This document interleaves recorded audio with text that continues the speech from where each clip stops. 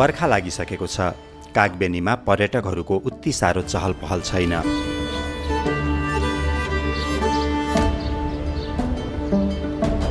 एका बिहानै हिँड्ने तयारी गरिरहँदा डोल्पाका पेम्मा भेटिए। आफ्नी पत्नी सेरापलाई काठमाडौँमा 3 महिनासम्म उपचार गराएर डोल्पा फर्किन लागेका।